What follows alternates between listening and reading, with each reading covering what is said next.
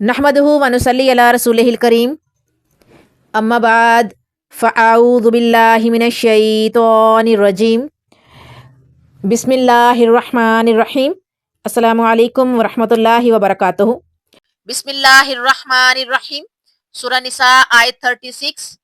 وَاعْبُدُوا اللَّهَ وَلَا تُشْرِكُوا بِهِ شَيْئًا وَبِالْوَالِدَيْنِ إِحْسَانًا وَبِذِي الْقُرْبَى وَالْيَتَامَى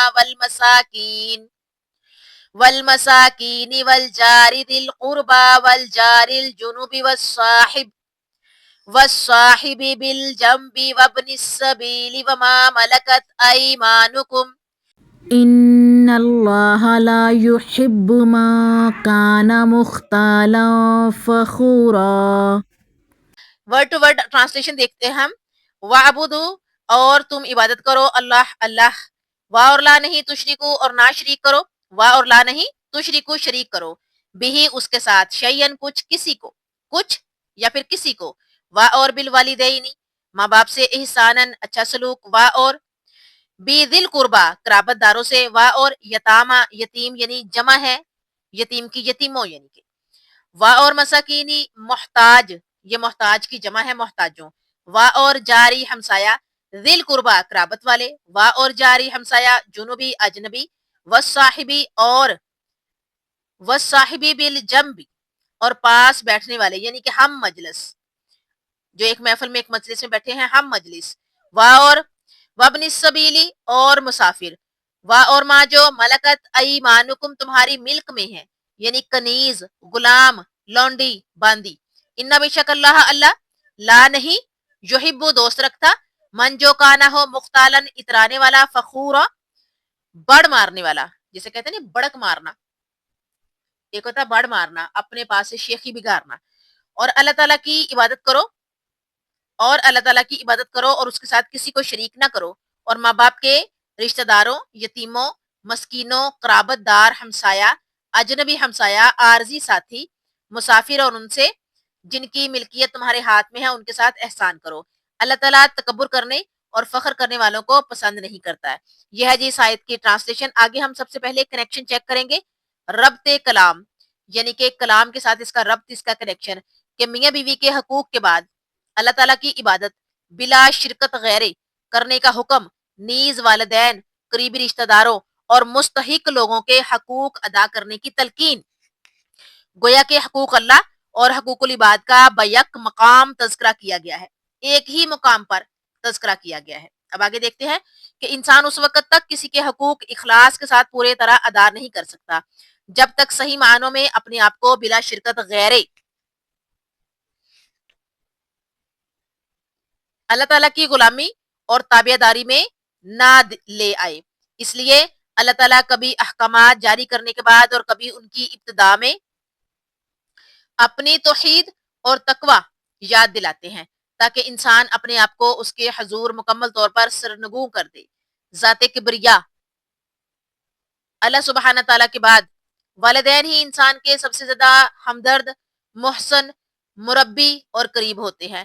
انسان ماں کی آغوش میں باپ کی کمائی سے نشو نما پاتا ہے، اس لیے اللہ اور اس کے رسول کے بعد آدمی کی اطاعت کے سب سے زیادہ حقدار اس کے والدین ہیں۔ والدین، یتامہ یعنی کہ یتیم جو ہیں، اور مساکین کی جو تفصیلی ہم جو ہے وہ تمام تر تفصیل، مسائل اور فضائل یہ ہم نے سورۃ بقرہ آیت نمبر 83 میں پڑھے تھے، میں نے آپ لوگوں کے سامنے رکھے تھے، اور آپ اس کو دوبارہ سے ایک نظر جا کے دیکھ بھی سکتے ہیں کہ سورہ بقرہ آیت نمبر 83 میں جو یتیم ہے، مسکین ہے، اور اس کے علاوہ جو والدین ہیں ان کے حقوق جو ہے وہ کس طرح سے آپ کے سامنے بیان کیے گئے ہیں۔ اچھا جی، آگے چلتے ہیں کہ ان کے بعد معاشرے میں ہمسایہ اور بے سہارا ہونے والے طبقات، یعنی یتیموں، مسکینوں، مسافروں اور غلاموں کا ذکر ہوا ہے والدین کے بعد۔ رسول اللہ صلی اللہ علیہ وآلہ وسلم کا ارشاد ہے کہ جبریل امین اس قدر ہمسایوں کے بارے میں مجھے تلقین کرتے رہے کہ میں نے سمجھا شاید پڑوسی کو وراثت میں شریک بنا دیں گے. یہ روایت جو ہے وہ مسلم شریف کی ہے. روایت مسلم شریف کی ہے. رسول اللہ صلی اللہ علیہ وآلہ وسلم کا ارشاد ہے کہ جبرائیل امین اس قدر ہمسایوں کے بارے میں مجھے تلقین کرتے رہے کہ میں نے سمجھا شاید پڑوسی کو وراثت میں شریک بنا دیں گے. صحیح مسلم کی روایت ہے. حضرت عائشہ رضی اللہ تعالی عنہا فرماتی ہیں کہ میں نے رسول اللہ صلی اللہ علیہ وآلہ وسلم سے استفسار کیا کہ میرے 2 پڑوسی ہیں، میں پہلے کس کو تحفہ بھیجوں؟ آپ نے فرمایا جس کا دروازہ تیرے زیادہ قریب ہے. بخاری شریف کی روایت ہے کتاب الادب میں سے. رسول اللہ صلی اللہ علیہ وآلہ وسلم نے ایک موقع پر 3 مرتبہ قسم اٹھاتے ہوئے فرمایا کہ وہ شخص مومن نہیں. صحابہ نے عرض کیا اے اللہ کے رسول کون مومن نہیں؟ فرمایا جس کی تکلیف سے اس کا ہمسایہ محفوظ نہ ہو. صحیح بخاری کی یہ روایت ہے کتاب الادب میں سے. یعنی جس کے ہاتھ سے جس کے شر سے اس کا ہمسایہ محفوظ نہیں ہے وہ شخص مومن نہیں ہے. رسول کریم صلی اللہ علیہ وآلہ وسلم کے زمانے میں بالخصوص عرب میں شہر اور بستیاں ایک دوسرے سے بہت ہی دور ہوا کرتی تھی اور آج کی طرح ہوٹلوں کا انتظام نہیں تھا. مسافر لوگ اونٹوں، گھوڑوں اور گدھوں پر سفر کرتے اور اپنا زادے راہ ساتھ رکھا کرتے تھے، یعنی کھانا پینا تھوڑا بہت.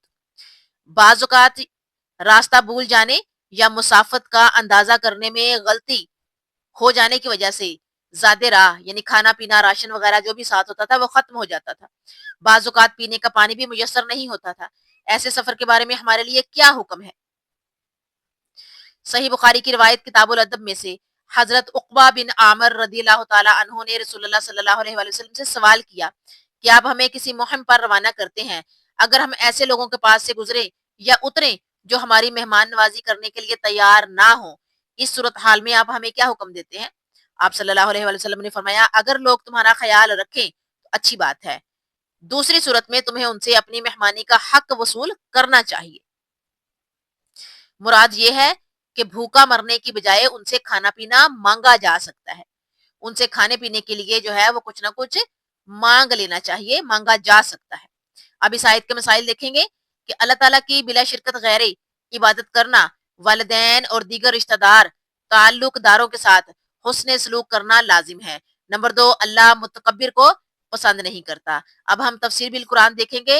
حقوق اللہ اور حقوق العباد کو ہم قرآنی آیات کے حوالہ جات کے ساتھ آپ کے سامنے رکھتے ہیں. نمبر 1 ایک اللہ کی ہی عبادت کی جائے، سورہ بقرہ آیت 21. نمبر 2 اللہ تعالیٰ کے ساتھ کسی کو شریک نہ ٹھہرایا جائے، سورہ لقمان آیت 13. اور والدین کے ساتھ نیک سلوک کیا جائے، سورہ الاحقاف آیت 15. اور نمبر 4 ہمسایوں کا خیال رکھا جائے، سورہ نساء آیت 36. نمبر 5 یتامہ کے ساتھ اچھا سلوک کرنے کا حکم، سورہ بقرہ آیت 83.